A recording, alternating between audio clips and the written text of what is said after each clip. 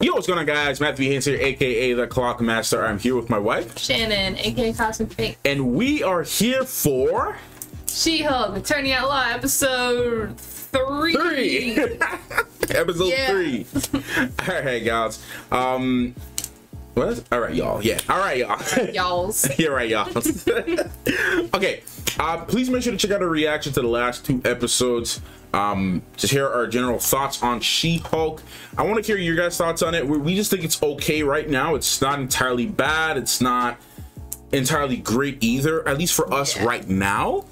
Not but quite drawn in yet. Yeah, but it's entertaining though. I want to see where it's gonna go. It's a very different take for the MCU. It's you know, and I think Tatiana is great.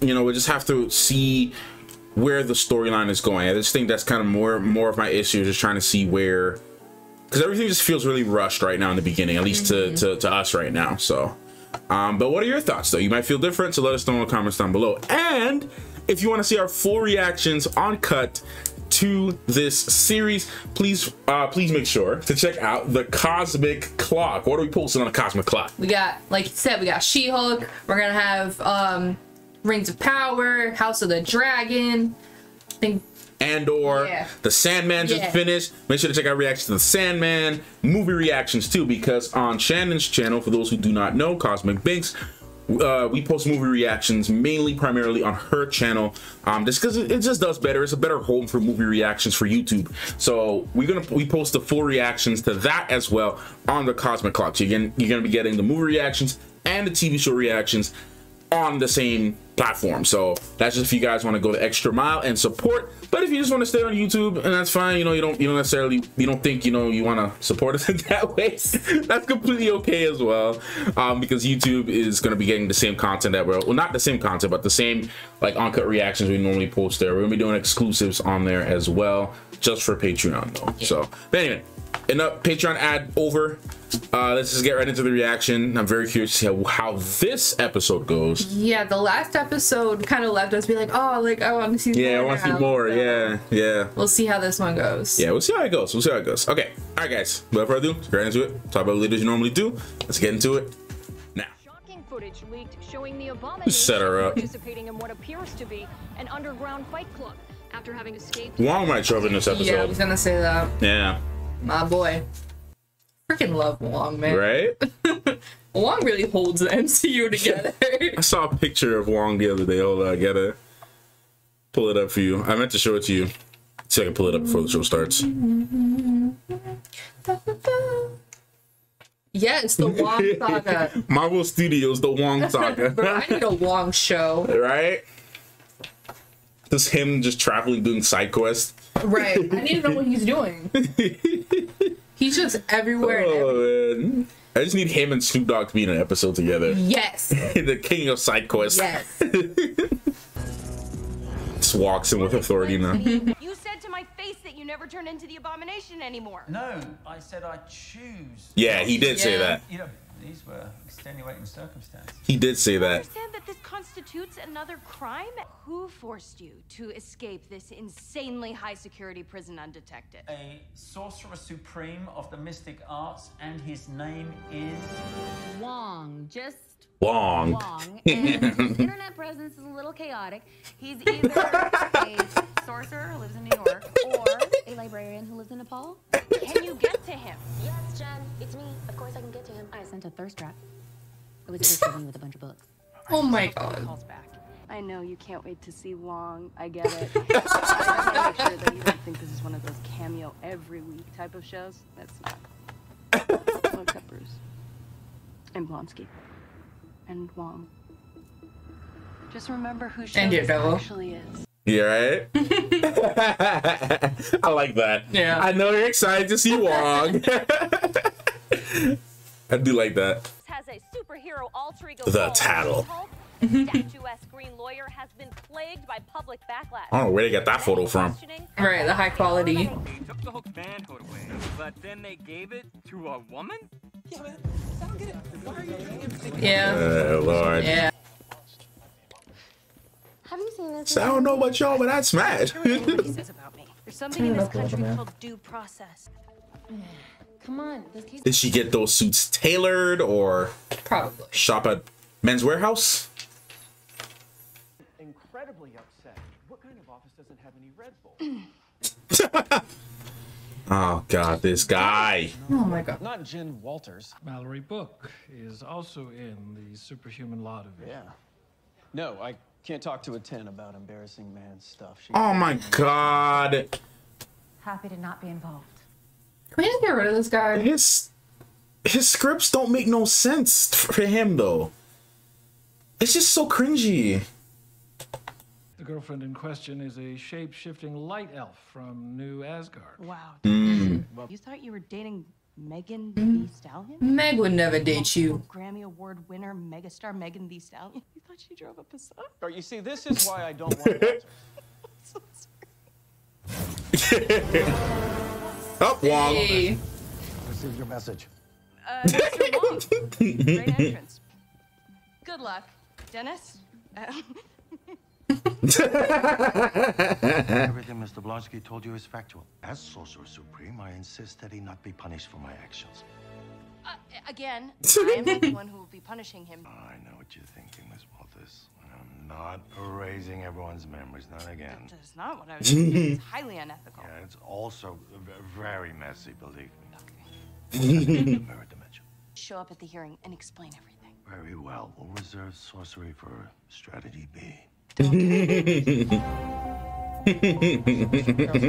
How much money in cash and gifts did you spend on the Megan Thee Stallion imposter? I am not a fool. No, it's more like 175.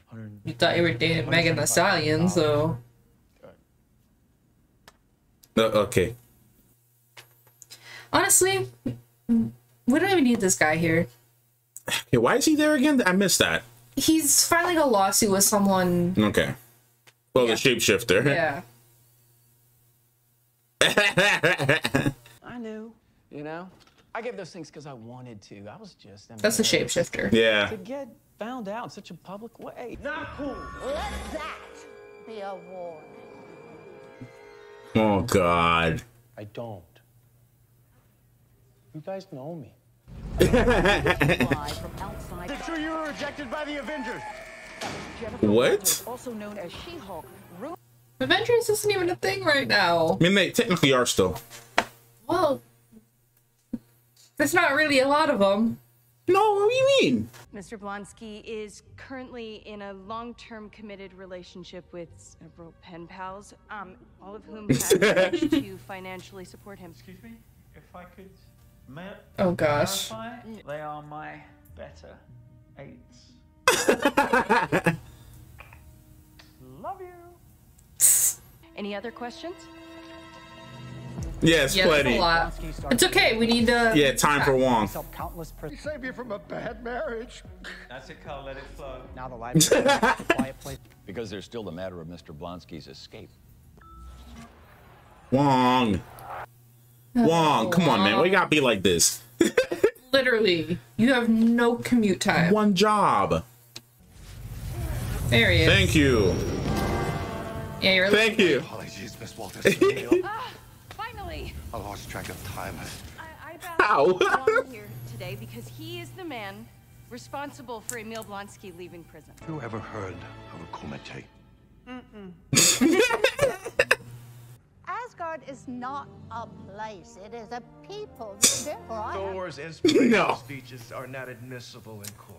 No. This case is very cut and dry. My client and Mr. Bukowski were in a consensual relationship and engaged in role play. Oh, I No mean, rational adult would believe my client's texts were from the real Megan Thee Stallion. Mr. Bukowski knew The he was role play dating comeback this is- one, went along with it until it no longer suited him. Bukowski was blinded by love. He Oh, absolutely boy. believed Whose fault was that? dating the real Megan Thee Stallion. And when this Bro. is over, I'm canceling my Hollywood hookup subscription. There's Oh no my vetting process. God. Aggravating. Impersonating a judge is illegal. Get down from there. Literally. This is very Oh, boy. Yeah, it's very Yeah. good for your case. If I could just put your minds at ease. Oh, no, absolutely not. Hang on a sec. No, no, no. Oh gosh.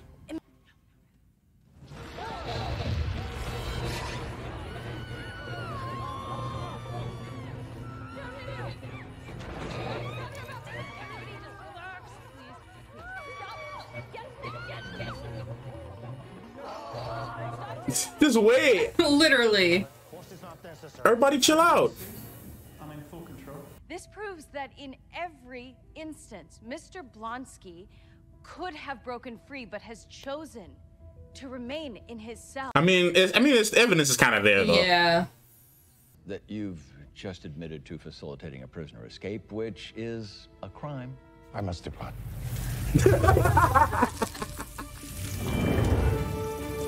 I mean, you can't arrest him. What are you gonna do? Where are you gonna put him? Yeah. Some mystic arts. Wong has done many a crime. So many. I cannot wait for this to be over so I can go back to being a normal, anonymous lawyer. That's never happening. What are you talking about? Jen, the genie is out of the bottle. Girl. Yeah. Story now. That's never. No. Miss Walters. Yeah, gonna help the case. Relationship to Mr. Bukowski. We worked together for several years at the DA's office. He once described himself as a New York 10 and an LA 11. Oh, God. He nicknamed his office the Dentisphere. That reminds you that you're not representing yourself. Right. And this is your witness. But I agree. Mr. Pugliese, get to your point.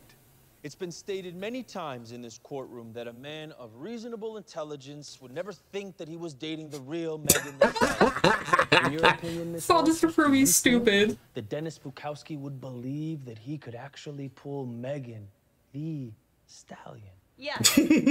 Absolutely believe that he's dating the real Megan Thee Stallion because he is truly that delusional. No further questions, Your Honor.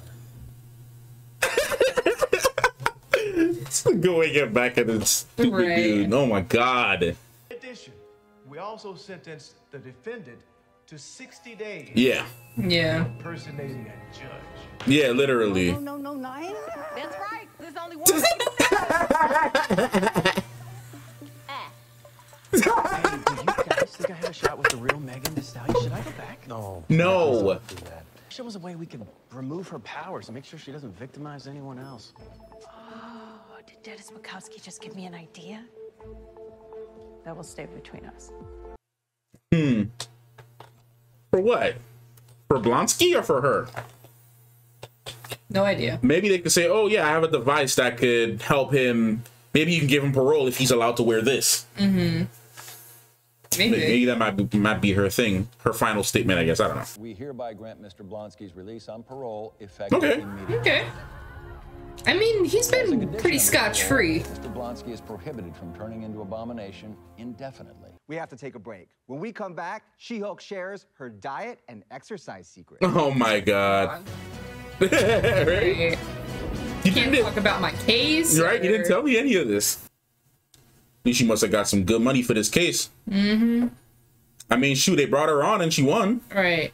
Plus, she's the head of the superhero department, so... Who is that? Oh, wait. Yeah. Literally. Yeah, you're forgetting that. Get off me. Back it up. When I mean, she wasn't. Run around and show off my powers. Who's this? Who are these people? Guardian construction worker? Yeah, literally. Yeah. Yeah. All right, let's do this. Come on, guys.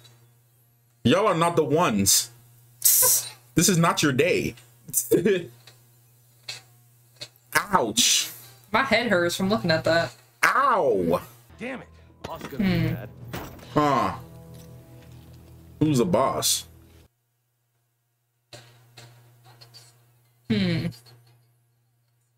What do you think the significance of that shot was? Did she just like accepting it more? Maybe. And she's screaming. I'm like, girl, Hulk out. No one can try to kill you if they, if they wanted to. It can't happen. If anything, if they have a really high toxin, they can maybe knock you out and put you to sleep. Sorry, they should have totally gotten Meg to do a song at the end. Oh yeah, they should have. Yeah. It would have been perfect. It's just funny because it's cool for her because she's a huge nerd. Yeah. And she's in a, she's officially canon. I know she was hyped, right? Hey, she's officially canon, and Megan the Stallion is officially canon in the MCU. Yep. She's officially an MCU character now. That's freaking cool. I'm just waiting for the post. Yeah, he definitely would believe that he's dating her. He is really that deluded. Yeah. Some of his scripts are weird, but I'm guessing they wrote him that way because he just thinks about himself that way. Yeah. So the stuff he says is intentionally supposed to be cringy. Yeah, he's very conceited and full of himself. Yeah. You think he got a little bit of cash, he's all about it. He's not the one. He dropped $175K on... You buy Megan Thee Stallion a Passat?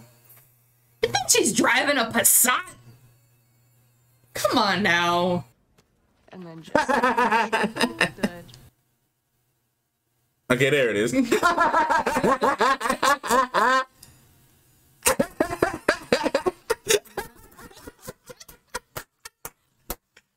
Oh boy, oh boy, oh boy.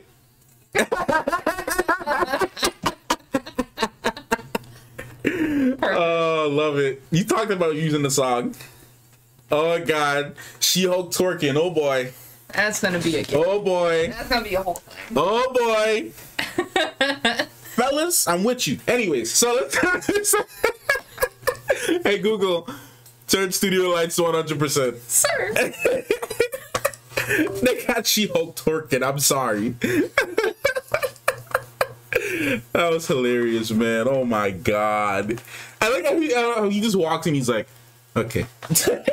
She won the case. She can do whatever she wants. Right. All right. Your thoughts on the episode overall and the show thus far after episode 3?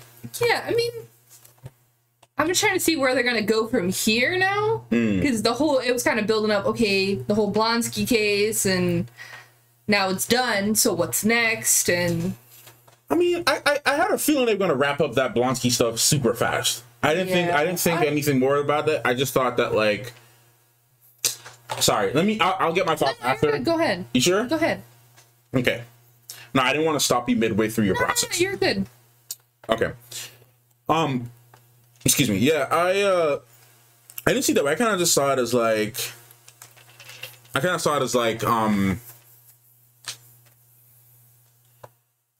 there's gonna be different Kate because he's a superhuman law of vision leader. So there's gonna be more stuff. That's the way I saw it. There's gonna be more cases to deal with. And then there's a bigger plot to this, a bigger villain, because it's obviously someone trying to extract her DNA now. Yeah, and who would that be? Who would that be? Someone we already know? Yeah. Is it someone new? Who is She-Hulk's main villain? And they already hinted at that the DNA extraction thing would be an issue, because in the first episode, when Bruce was like, he just literally destroyed her blood, like her blood samples. Yeah. Like he lasered it down. Yeah. To the last atom. Yeah. So like that, he's like, yeah, you don't want to get that out because that could be dangerous. Then him saying that is obviously saying, like, hey, this is gonna be a villain thing that pops up. Yeah. Someone's gonna try to take your DNA. But at least he's actually smart about it. He's like, yeah, I already know. Like, people are gonna try something. Yeah, like, Bruce absolutely. is a genius. People forget that fact sometimes. I mean, can't forget it, man. Can't forget it. The guy can't. It's Bruce. He's a little silly. He's silly, but it's Bruce. That's what I'm saying. People forget that fact. I mean, like, out of the smartest people in the entire Marvel universe, on the top of the list, you got Mr. Fantastic. You got Reed. Right? Him and Victor Von Doom are like two of the smartest people on the entire planet. And underneath them, you got Professor Xavier, you got Tony, you got Bruce, and then outside of that, you have Black Bolt too. Black Bolt is a genius as well. So those are some of the few people that I could think of offhand that, like, that are some of the smartest people in the Marvel universe. So it's like you're dealing with one of like the top 5 smartest people in the Marvel universe.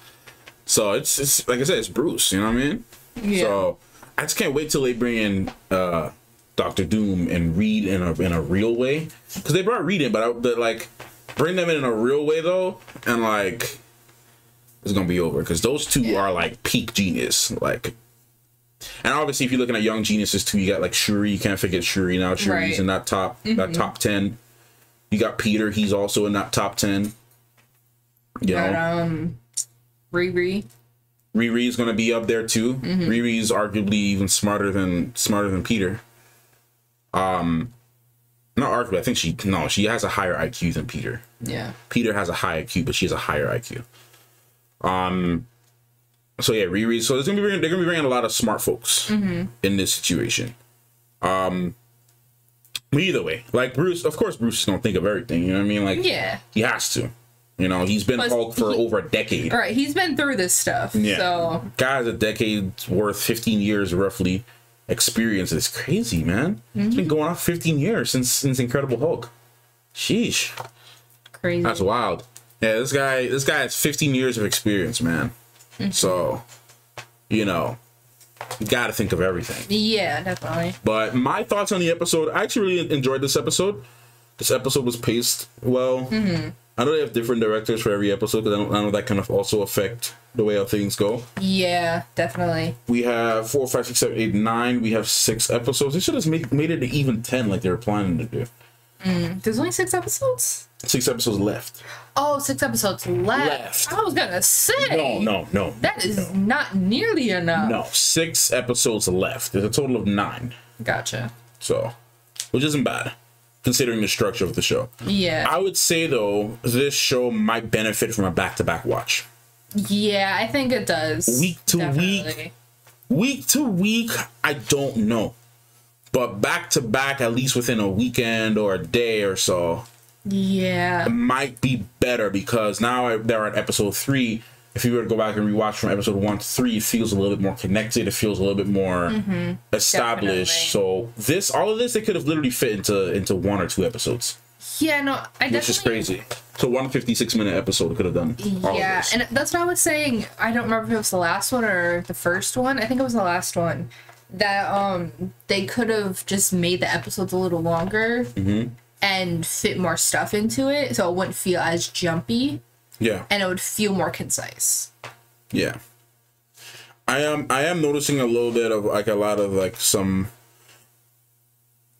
and this is no fault to the VFX guys, but the CGI definitely is a little bit more obvious in certain scenes. It's not as clean as like Abomination or Bruce, but there's a technical reason for that. One being that there's already previous models, like well-established models of the 2 characters that they can easily reuse the asset. Right. They had to create a whole new one for She-Hulk. So I reckon with time, as time goes on, they'll get better. Going down in the VFX a lot of stuff going on in the VFX department. Unfortunately, with people getting rushed to make to make things on a time crunch. Yeah. Getting overworked. It's crazy stuff, man. But like, so that's why I'm not like really too hard on it, just because I know that sometimes these deadlines are super short, and it's like it's not nearly enough time to get it to where it needs to be. Yeah. Which is just insane. But anyway, yeah, like that's why Hulk would look good, or even Abomination CGI looked way better. That's just because we've already had established models that we've been using for these characters for years at this point. That they can literally just drag and drop into a folder. Hey, send me the Hulk file. Cool. Gotcha. Got you. And I just make a touch up and just apply it to the motion Maybe capture. do a little bit of an upgrade. Oh, yeah, a little touch up here. Yeah. Color grading stuff, maybe some shading and whatnot. Maybe fix around the actual motion and animation a little bit. And all they literally do is just drag it onto the mocap. Yeah. and then just change the outfit, and it's pretty much done. Yeah. So they don't really have to do too much with that. You also watch some animation and like 3D modeling videos, by the way. It's really cool. It's really interesting how they you can see the process of like how they develop these models, and how they key them together, how they animate them, all that stuff. Anyways, yeah, so on a technical level, that's the only thing. Like, it is taking me out a little bit, but not so much that I can't enjoy the show. It's not a big issue for me. It's noticeable for me. Like, I see it and I'm like, this could be better, because it just looks like her, like how she's moving. It just looks like she's just floating. Like, it doesn't look like she's structured, like a walking, like her motion animation isn't the best. It just looks like she's floating, like a big floating 3D blob. You know what I mean? Yeah, but, I get that. It's not necessarily taking me out, though.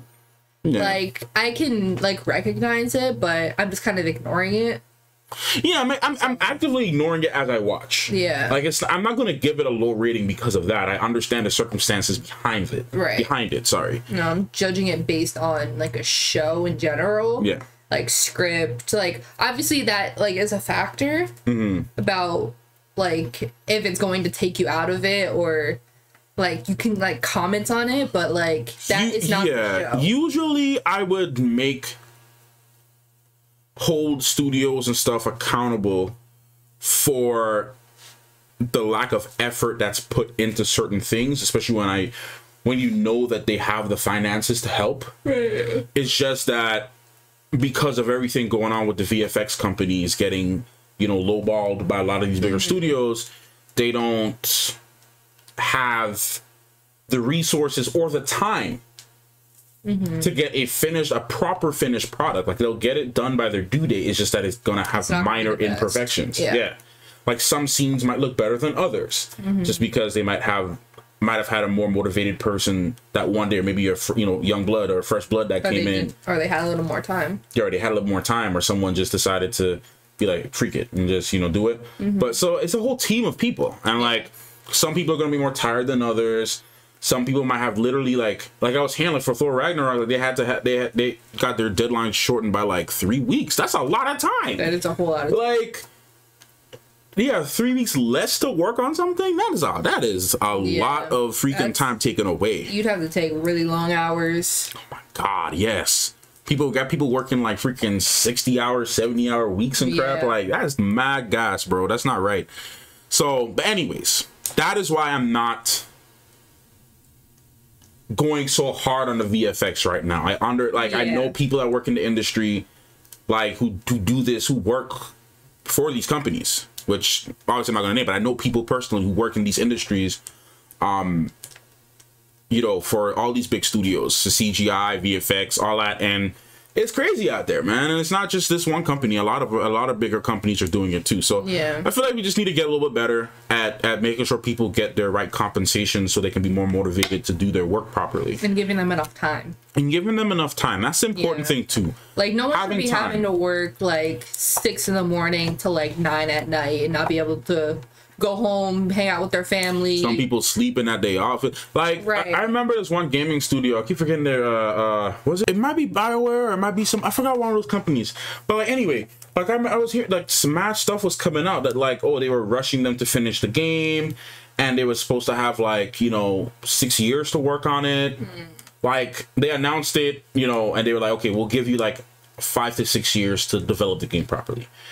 For a game, that's not a lot of time for like a good game. Like, sorry, not a lot of time. That's not what I meant to say. It's a pretty average amount of time, I guess, because some games take longer to develop. Like Red Dead Redemption 2 took like nearly a decade to finish. Like it took a long time. That is a long game. And it's a long game, and it's a really highly detailed game, and it's a fantastic game. It's one of my favorite games. Yeah, I love that game, and it's really good because they spent a lot of time and took their time. Rockstar is good with that. Like they're really good at taking their time to develop good quality games, because there's still people buying Red Dead 2 today. Yeah. So it's still making them a lot of money. But anyway, the point is they rushed them on Anthem, I think, on some other game, and they had people like literally sleeping at the office. Some people not seeing their families for weeks on end. Yeah, like, it's crazy out there, man. Some people not getting barely getting enough money to like buy proper food during the week and stuff like that. Like people being in an emotional like compromised state, mental health getting affected, the suicide rate and stuff was like really high, not getting proper health coverage to go and like go see a therapist to deal with all this crap, like, and not even having time to go get it dealt with. Like there's so much stuff that happens behind the scenes. Like in general across the board, I really wish that developers and like VFX artists and anyone on the technical side, any job, like I feel for like the crew in general. And I know we're kind of going off subject a little bit, but it kind of relates to my whole perspective in viewing She-Hulk right now. I always feel for the crew. And I'm glad that there's some unions out there, like Fran Drescher. She's actually like, I think like one of the leaders at SAG, and I think she's like they're starting a petition to get more people covered in a union to make sure that they get their money for stuff.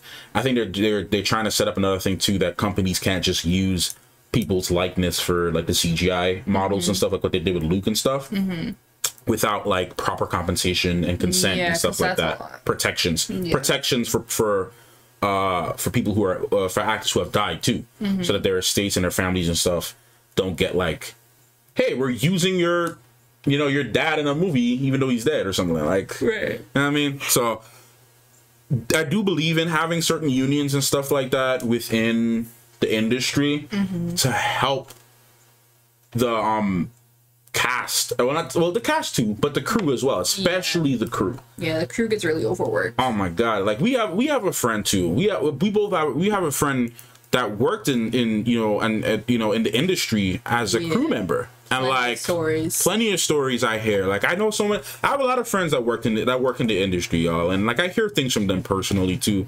And it's just really sad to hear some of the stuff that happens. Like there is good stories to it too. Like there is some good sides, but for like every good thing, sometimes there's like, bad stories too. So like, this is in general, anybody that's watching this, that's crew. I appreciate all y'all work all the time. I always love I appreciate every single detail that goes into making film, into making television, and like even stuff like little things like focus pulling. I just love focus pullers. You talk about focus pulling. I know I do, because like I spent a lot of time just studying that art form and how it's done, and like the importance of it, and how much of a difference it can make a project. Like yes, you can have autofocus and stuff, but like if you have a person that knows, there's some people who can focus pull without even. They don't have to use gauges, nothing. They just know what to do. They don't even need to look at the camera. They just know how to do it right. And so I'm always impressed when they're moving around and then there's someone focus pulling and they can adjust the focus as it's moving around in a seamless way without having autofocus, jitter and stutter and all that kind of stuff. It's just, I think it's a really nuanced thing in filmmaking, and that a lot of people don't pay attention to or even realize how big of a deal it is. So, but anyways, let's wrap this video up. Much love to the crew. I'm over explaining my thought process, but I think you guys understand where I'm coming from. If you know Matthew V. Haynes, then you know that I'm an over explainer. I don't know. It's a habit, because sometimes I've encountered people, you know this, but like I've encountered people where I explained it to them one time, and they may not understand what I'm saying, and then I've had to explain it again in another way, and then they still might not get it. Then I explain it the third time, then they do get it. So by default, I just automatically do it. I just do it anyway, just in case you didn't give you 6 different ways to explain the same thing, even if you understood him the first time. Yes, and I'm sorry about that. It's a habit I am being more focused on right now of alleviating, but it's who I am, I guess. But anyways, let's wrap it up. We got another thing to do, so thank you guys so much for watching, and let us know your thoughts and comments down below on She-Hulk episode 3 and the show so far. I give this episode like an 8, actually. I actually really enjoyed this episode. Yeah, I enjoyed it. Yeah, this is a fun episode. Yeah. So. I feel like they're progressing more now, and it's actually becoming more interesting. Yeah. So we'll see where the next one goes. I'm just waiting for my guy. I want to know when he's coming in. You're right. Is he leaving the kitchen? Yeah, right. I feel like he's gonna go to New York, because he's gonna go to New York. We'll see. Well, we'll find out. Anyways, thank you guys so much for watching. We'll see you in the next one. Clockmaster in Cosmic Binks. Out.